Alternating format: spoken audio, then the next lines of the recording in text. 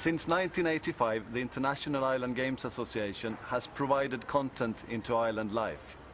By organizing NatWest Island Games, we're making sure that youngsters from all over the world meet together every second year to compete. By competing towards each other and by meeting new cultures, they are developing as human beings. But not only, they take their new skills back home to their islands and they help out to develop their island life.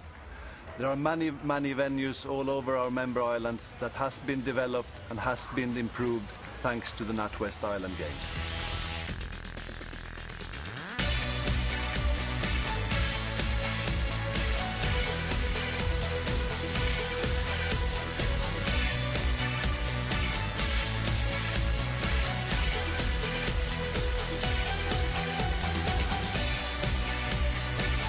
The NatWest Island Games is now an international sporting event, a chance every 2 years for competitors from small islands around the world to demonstrate their skills, set new records and to meet old friends. The Games embodies all that is best about amateur sport.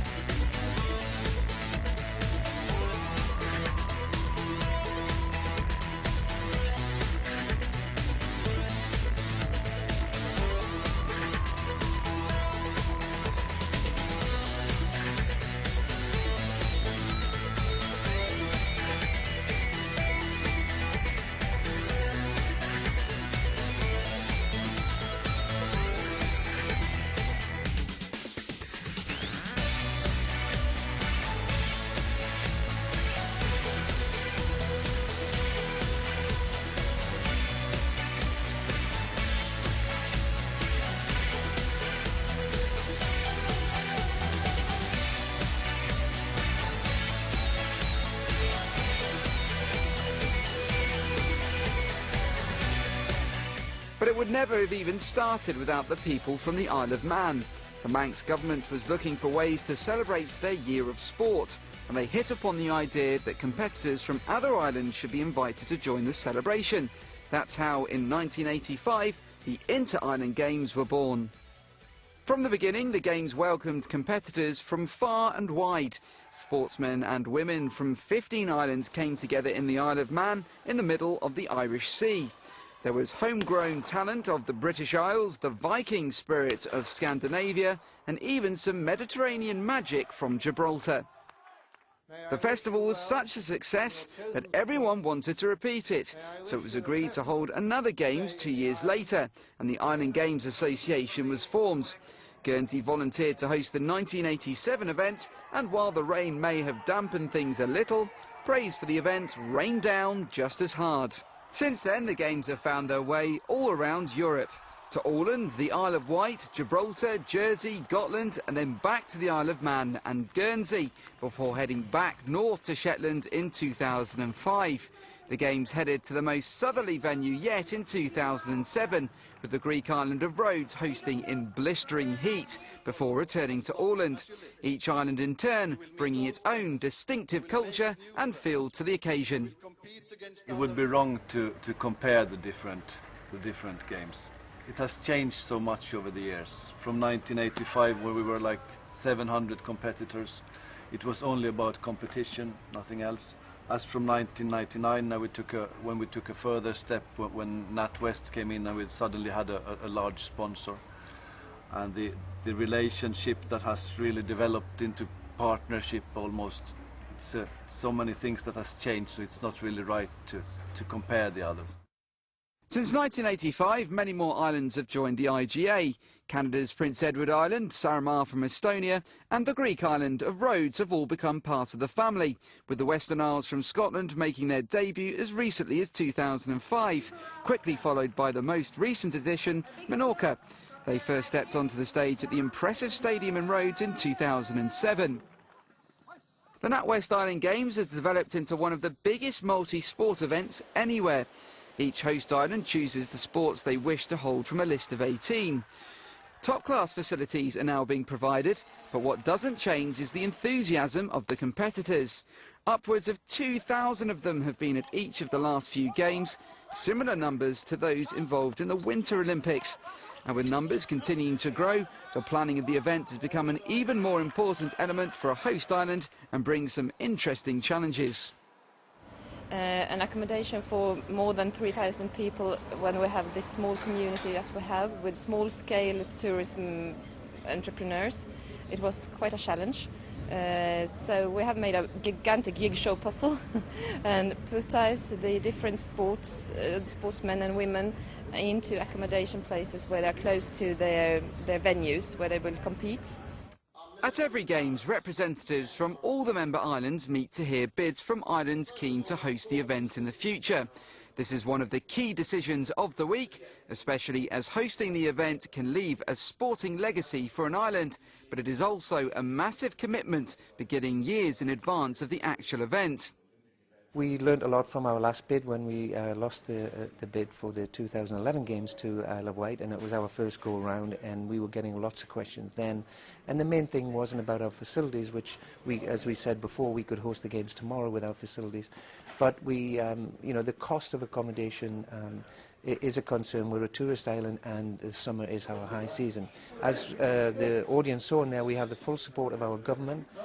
We are a country as opposed to an island of a country, self-governing UK dependent territory, but we have our own parliament with our own budget, and the sports ministry and other ministries are behind us, absolutely. So with that support, we feel confident that we can keep costs down and have visitors come. The tourist department will be very interested in getting repeat visitors from Europe because that's one of their campaigns.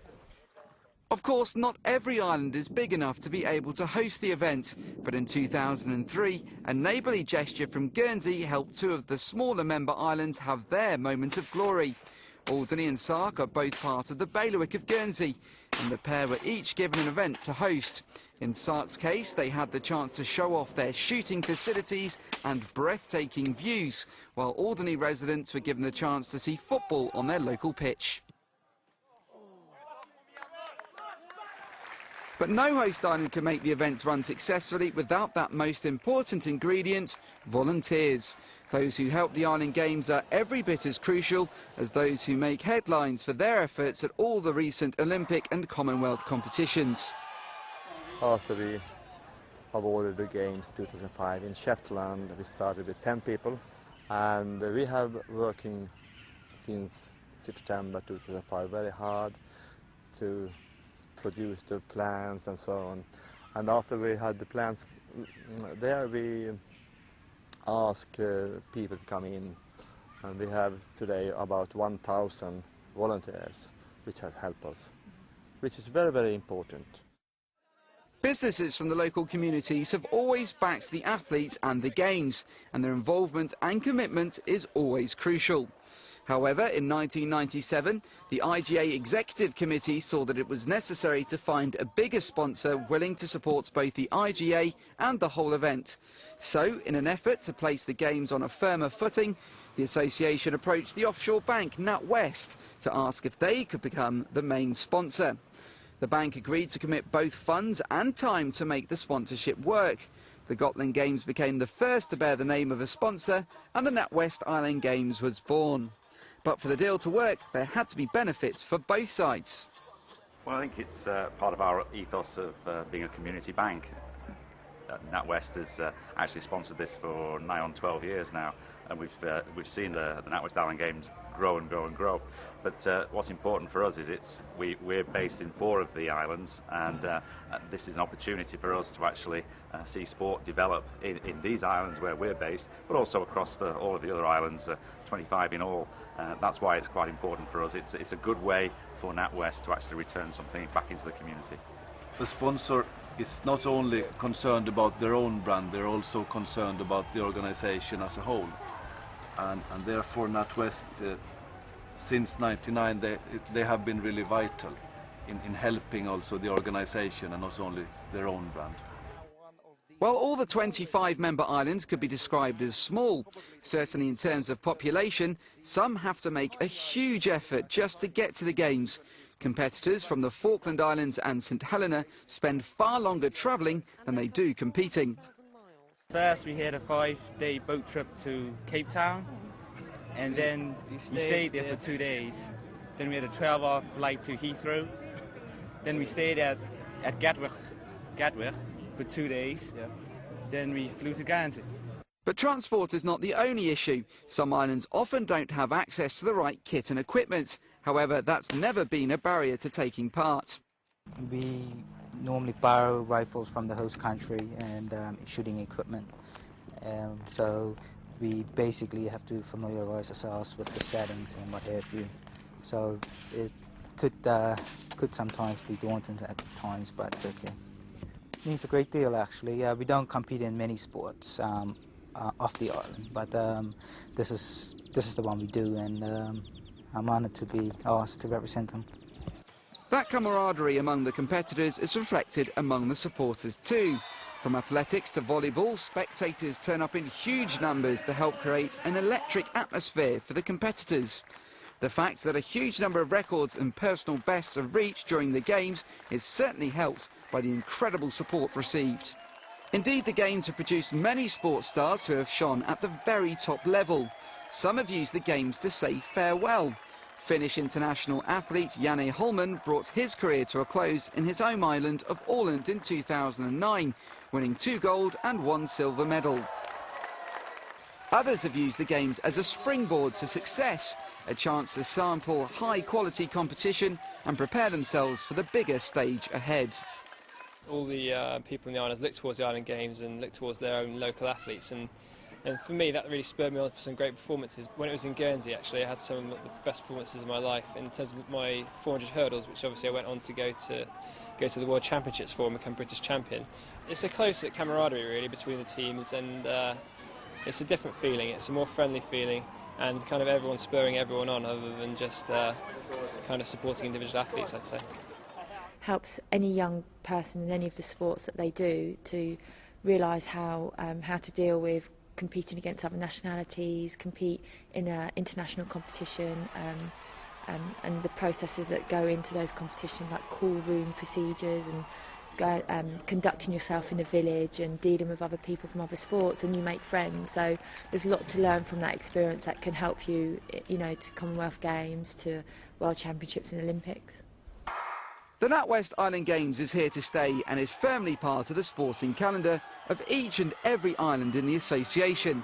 The immediate future has been secured by the extension of the NatWest sponsorship deal, and more islands than ever are coming forward to bid to host the Games. As the Games goes from strength to strength, everyone involved is ensuring that they don't forget where they came from and how they earned the nickname of the Friendly Games.